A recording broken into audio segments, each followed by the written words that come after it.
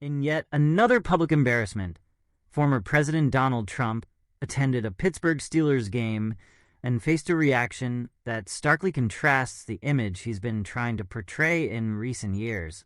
Far from being welcomed with open arms, Trump was greeted with a chorus of boos, and several fans even flipped him off, an act of disdain that couldn't have been more obvious.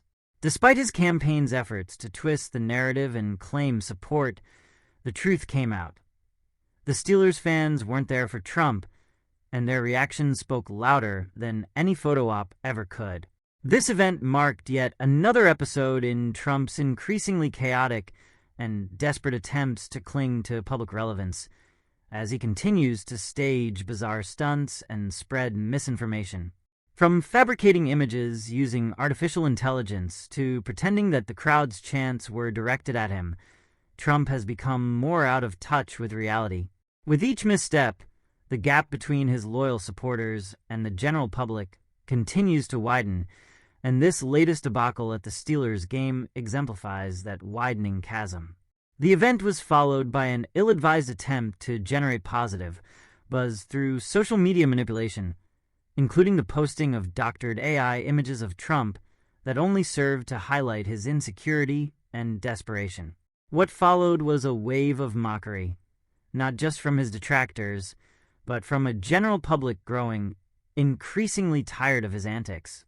Let's dive into the details of this humiliating episode and take a closer look at how it's emblematic of the former president's ongoing fall from grace. Trump's arrival at the Pittsburgh Steelers game, an unwanted guest. When Donald Trump decided to make an appearance at the Pittsburgh Steelers game, it seemed like another attempt to bask in the glory of a large, live audience. But instead of a triumphant return to the spotlight, the reception he received was nothing short of disastrous.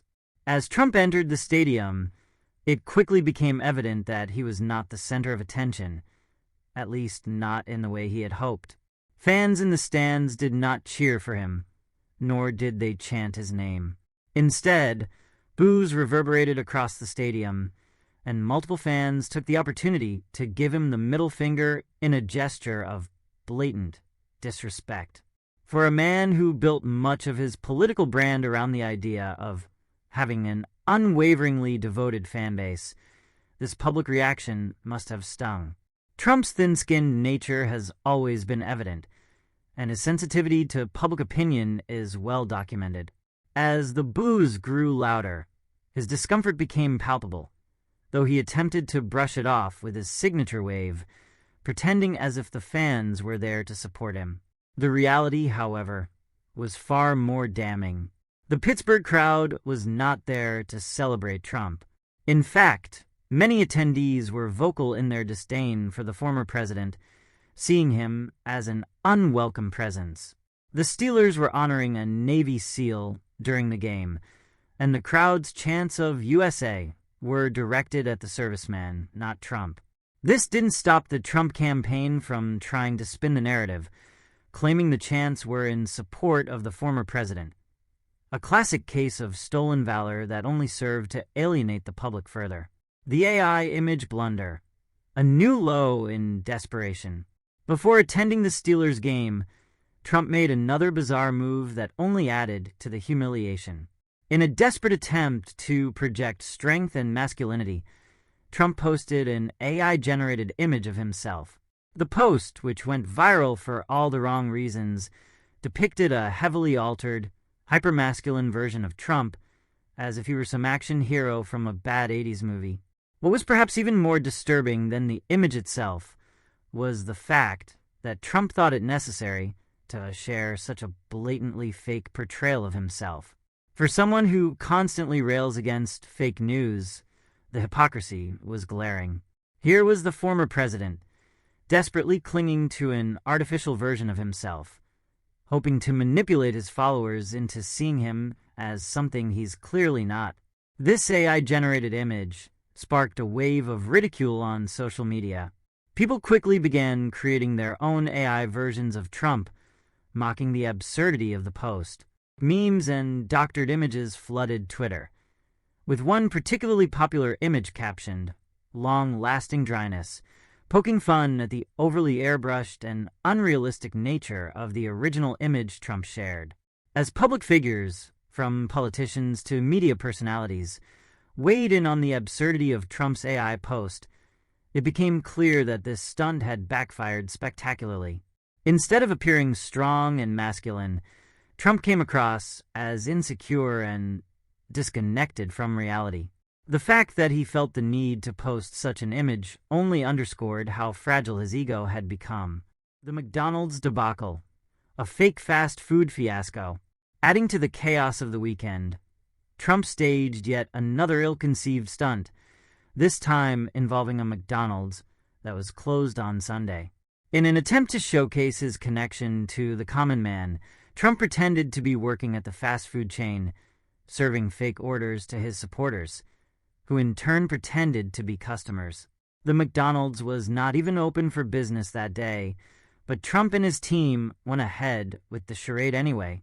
This stunt did nothing but add to the growing sense that Trump was becoming increasingly out of touch with reality. Not only was the scene staged, but it was also painfully awkward.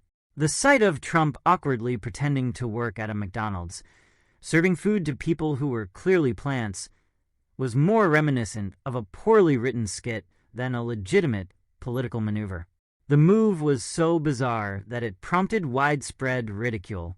Many noted the irony that Trump, a self-proclaimed billionaire, was trying to relate to everyday Americans by pretending to work at a fast food restaurant that wasn't even open. It was a hollow gesture that only served to highlight the disconnect between Trump and the working-class voters he claims to champion. The Arnold Palmer incident, crossing the line.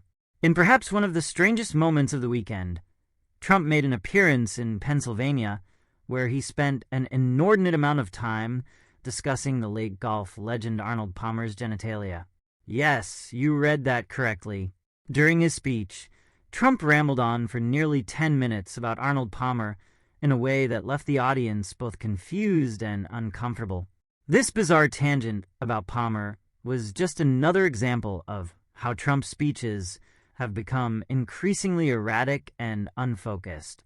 Rather than addressing pressing political issues or laying out a vision for the future, Trump spent valuable time making off-color remarks about a beloved sports figure. It was a moment that left many scratching their heads, wondering if the former president had truly lost his grip on reality. The media quickly pounced on this strange speech, with commentators pointing out that Trump's bizarre fixation on such an inappropriate topic during a political rally was indicative of his growing detachment from the real world. Even some of his supporters found the moment to be in poor taste, further illustrating the widening gap between Trump and his once devoted fan base. Harris wall signs and a crumbling base.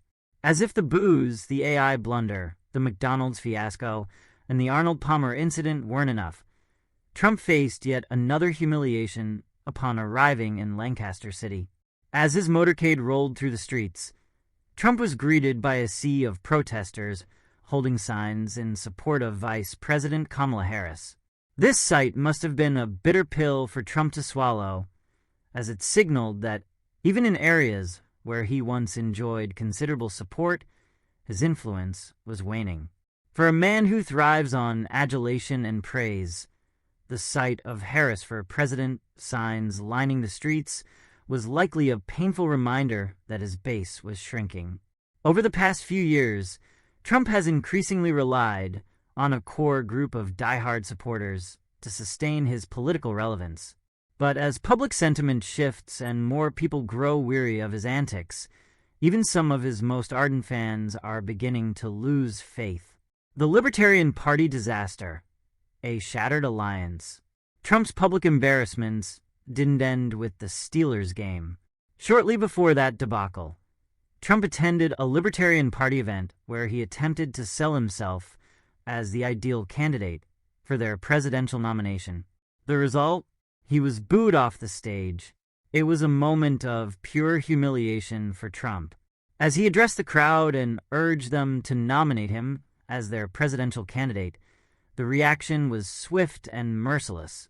The boos began almost immediately, and Trump's attempts to win over the audience were met with even more hostility.